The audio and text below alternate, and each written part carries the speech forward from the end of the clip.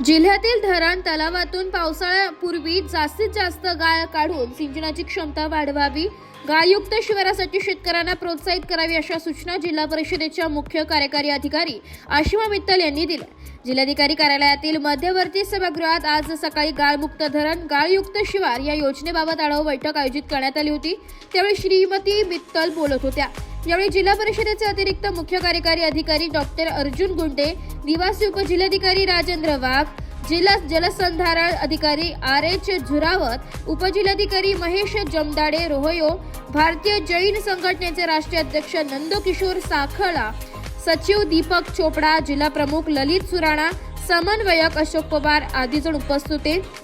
यावेळी या योजनेविषयी जनजागृती करणाऱ्या चित्ररथांना मान्यवरांनी हिरवा झेंडा दाखविलाय।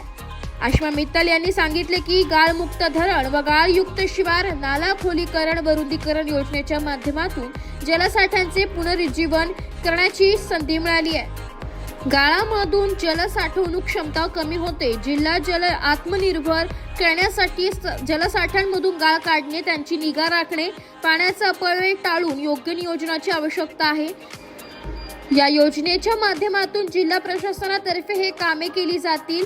समन्वयक श्री पवार यांनी भारतीय जैन संघटनेच्या माध्यमातून सुरू असलेल्या उपक्रमांची माहिती देत गाळमुक्त धरण आणि गाळयुक्त शिवारासाठी केलेल्या नियोजनाची माहिती दिली आहे।